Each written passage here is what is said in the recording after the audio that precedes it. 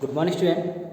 तो previous video में हम लोग क्या पढ़ रहे थे, यूजफुल माइक्रोब्स के बारे में स्टडी कर रहे थे अभी तक। अब क्या है, हम लोग बात करते हैं हार्मफुल माइक्रो ऑर्गेनिम्स की बात करते हैं। ठीक है, इसमें क्या होता है, माइक्रो ऑर्गेनिज्म के कुछ हार्मफुल इफेक्ट होते हैं, यानी जो बैक्टीरिया ऐसे होते हैं, वायरस जो होते हैं जो कि हमें हार्मफुल होते हैं हम लोगों के लिए, उनके बारे में क्या है बताया जाएगा। ठीक है, चलिए कंटिन्यू करते हैं हम लोग। तो harmful effect of micro organism can be divided into two category. इसकी दो कैटेगरी होती हैं। फर्स्ट है causing disease in human beings, animal and plant. ऐसे इफेक्ट, ऐसे माइक्रो ऑर्गेनिज्म जो क्या करते हैं, डिसीज फैलाते हैं। किन में फैलाएंगे, अब वो एनिमल्स के अंदर, ह्यूमन बींग्स के अंदर और प्लांट के अंदर। ये सबके अंदर क्या है, बीमारियां भी फैलाते हैं। ठीक। सेकेंड, फूड को स्पॉइलेज, यानी फूड को भी बर्बाद कर देते हैं। ये देखा होगा, गर्मियों में फूड जो होता है बहुत जल्दी ख़राब हो जाता है। तो इसके लिए रिस्पॉन्सिबल कौन है, हमारे ये माइक्रो ऑर्गेनिज्म। ठीक है, ब्रेड में भी देखा होगा आपने, क्या देखा होगा कि ब्रेड अगर एक दो दिन ज़्यादा की हो जाती तो उसमें फफूंदी लग जाती है। रिस्पॉन्सिबल कौन है, यही माइक्रो ऑर्गेनिज्म है रिस्पॉन्सिबल इसके। ठीक, चलिए अब बात करते हैं डिसीज कॉजिंग माइक्रो ऑर्गेनिज्म के बारे में, यानी ऐसे माइक्रो ऑर्गेनिज्म जो क्या करें, बीमारियां फैलाते हैं। देखिए, micro organism that cause disease in human being, plant, animal are called pathogens. Pathogens means क्या होता, रोगाणुवाहक या रोग जिसे कहते हैं। ठीक है, let us look at some of disease caused by pathogens in human beings. यहाँ पे कुछ डिसीज के बारे में बात करते हैं जो कि पैथोजेंस, रोगाणुओं के द्वारा होते हैं। देखिए, इन human beings pathogens can enter the body of healthy person. Pathogens जो होते हैं वो क्या है, किसके द्वारा एंटर हो जाते हैं, देखो इसके मीडियम्स होते हैं, माध्यम होते हैं। पहला माध्यम एयर, दूसरा माध्यम क्या है, वाटर, तीसरा क्या है, बाय फूड। ठीक है, तो डर्टी वाटर एंड अनक्लीन्ड और स्पॉइल्ड फूड, ये क्या करते हैं, कंटेन मैनी पैथोजेंस। इनके अंदर क्या होता है, बहुत सारे रोग होते हैं, यानी जीव जो होते हैं ऐसे जो क्या करते हैं कि हम लोगों के शरीर में क्या है, इन्फेक्शन पैदा कर देते हैं या हम लोगों के शरीर को बीमार कर देते हैं। ठीक है, when a healthy person consumes uncleaned और spoiled food, the pathogens enter the body and cause disease. ये क्या करते हैं, उस समय बॉडी को डिसीज से ग्रसित करवा देते हैं। ठीक, इसलिए कहा जाता है फूड हमेशा कैसा हो, अच्छा खाना चाहिए, खुला हुआ खाना नहीं खाना चाहिए। पानी भी जो पीना चाहिए वो कैसा पीना चाहिए, साफ पानी पीना चाहिए। नहीं तो क्या है, गंदगी वाला पानी पीने से, क्योंकि उसमें बैक्टीरिया, जर्म्स जो होते हैं वो एंटर कर जाते हैं उसके अंदर, तो वो क्या हमें बीमार बना देता है। ठीक, और हमेशा साफ हाथों से ही खाना खाना चाहिए, यानी हाथ धो के ही हमको क्या करना चाहिए, खाना खाना चाहिए। क्योंकि हमारे हाथों के पोर्स मतलब क्या होता है, यहाँ पे जो रेखाएं होती हैं ना, रेखाओं के बीच में क्या होते हैं, कई सारे बैक्टीरिया छिपे हुए होते हैं। और हम लोग अगर उन्हीं हाथों से क्या है, उस खाने को खाएंगे तो क्या होगा, हमारे अंदर वो बैक्टीरिया जो रोगों को फैलाने वाले कीटाणु जो होंगे, जर्म्स जो होंगे, वो हमारे अंदर क्या कर जाते हैं, एंटर कर जाते हैं। ठीक है, और फिर हम क्या हो जाएंगे, ऑब्वियसली बीमार ही होंगे, और ज़्यादा हेल्दी तो होंगे नहीं। ठीक, तो pathogens can also spread from infected person to a healthy person. ये पैथोजेंस जो हैं वो एक से दूसरे हेल्दी पर्सन में भी पहुंच जाते हैं। कैसे पहुंचेंगे, अब बता रहे हैं, इंसेक्ट के द्वारा। जैसे मलेरिया का जो मच्छर है, उसने तुम्हें काट लिया तो क्या होगा, तुम्हारे अंदर भी क्या है, मलेरिया फैल जाएगा। ठीक है, तुम्हें भी बुखार हो जाएगा। दूसरा, एक मक्खी जो होती है वो भी क्या है, आपको आराम से बीमार कर सकती है। ठीक, तो insects such as anopheles and aedes mosquito, जो कि एडिस मॉस्किटो क्या है, ये क्या करेगी, डेंगू फैलाने में मदद करती है। एंड हाउस फ्लाई, ये क्या करते हैं कि बीमारी को फैलाने में बहुत ज़्यादा सहायक होते हैं। ठीक है, अगर आपको बीमार होना हो तो बस इनको ही बुला लेना।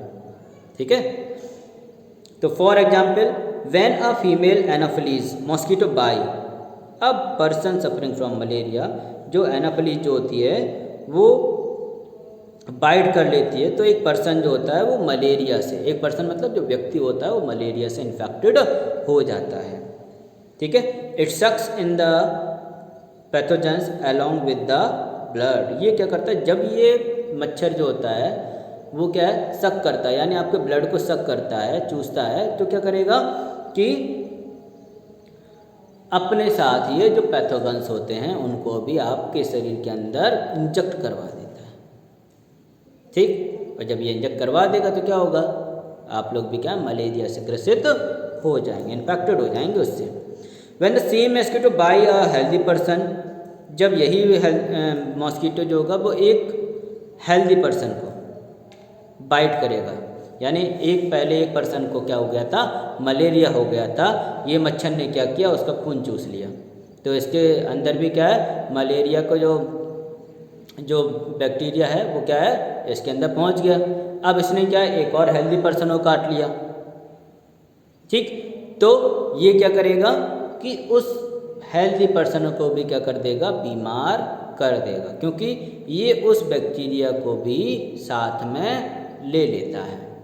कौन सा, एनाफिलीज जो मॉस्किटो होता, वही मच्छर ऐसा होता है जो ये काम करता है। बाकी और नॉर्मल मच्छरों की बात नहीं हो रही यहाँ पे कि किसी को बुखार दूसरे ने काट लिया, दूसरे एक नॉर्मल मच्छर ने काट लिया तो तुम्हें भी बुखार हो गया, ऐसा बात यहाँ नहीं है। यहाँ केवल एक निश्चित एक मच्छर का नाम दे दिया, एनाफिलीज नाम का जो मॉस्किटो होता है वो ये काम करता है कि एक इन्फेक्टेड जो मलेरिया का जो पेशेंट है उसको काटेगा, और फिर एक हेल्दी पर्सन को अगर ये काटेगा तो उसको भी क्या है, मलेरिया हो जाएगा। ठीक, सिमिलरली व्हेन हाउस फ्लाई, जब हाउस फ्लाई जो होता है वो सेट होती है गार्बेज पे, पैथोजेंस में स्टिक इन हिज बॉडी, जब कूड़े करकट पे ये बैठती है मक्खी, तो जो पैथोजेंस होते हैं वो उसके पैरों में चिपक जाते हैं।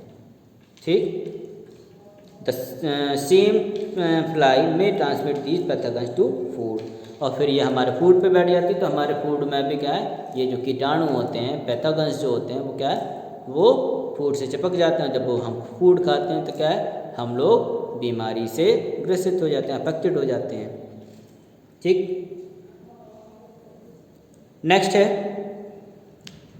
अब बात करते हैं disease that can spread from one person to another are called communicable disease, और कुछ ऐसी भी डिसीज होती हैं जो कि एक पर्सन से दूसरे पर्सन में क्या होती हैं, ट्रांसफ़र हो जाती हैं, इनको क्या बोलते हैं, कम्युनिकेबल डिसीज, यानी संक्रामक बीमारियां।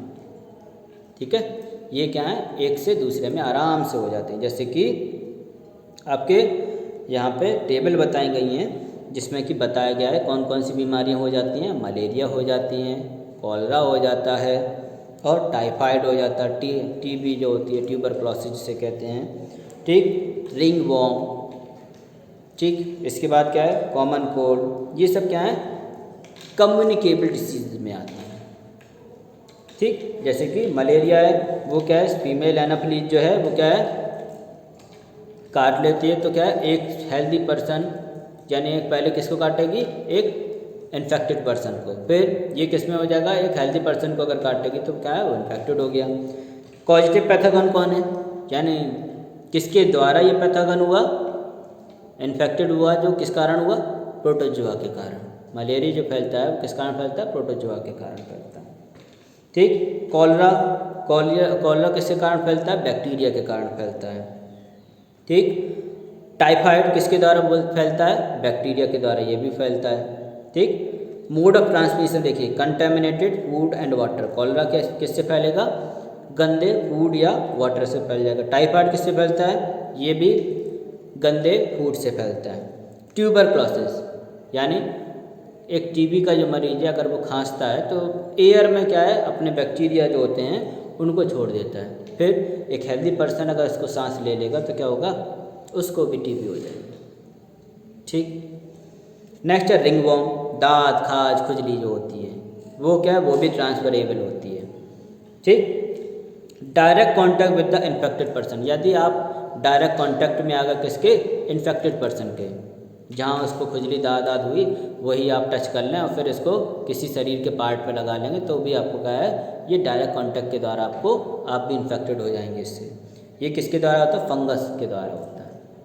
ठीक। नेक्स्ट है कॉमन कोल्ड, ये किसके द्वारा होता है, एयर में ही, यानी किसी को जुकाम है और आप अगर उसके साथ बैठ गए दिन भर, मतलब स्कूल में अगर मान लो किसी एक स्टूडेंट को मान लो क्या है, जुकाम है और आपको क्या है उसके साथ बैठा दिया जाए तो क्या होगा, अगर 2 ही दिन आपको लगातार बैठा दिया गया तो आपकी भी चांसेस हैं कि आपको भी क्या है, जुकाम हो जाए, क्योंकि लगातार एयर के द्वारा भी आपके अंदर जो इसके वायरस हैं वो क्या है, लगातार एयर में फैल रहे हैं, क्योंकि जब भी वो छींकेगा तो क्या होगा, एयर में वायरस जो होगा वो बाहर आएगा और वही सांस अगर आप लोग लेंगे तो क्या होगा, आपको भी ये वायरस अफेक्ट कर देगा।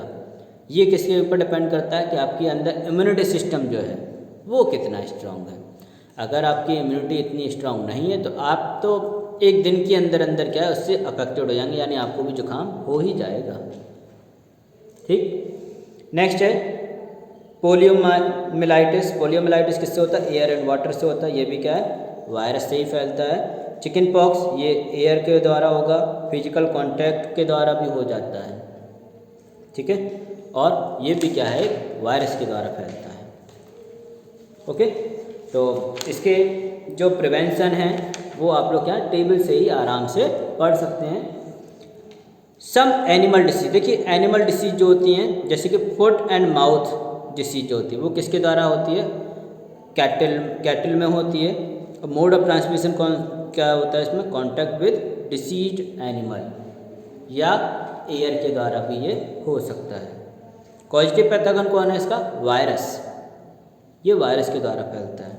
इसके बाद रेंडियर पेस्ट, ये भी वायरस के द्वारा होगा, किसमें, कैटल में होता है ये।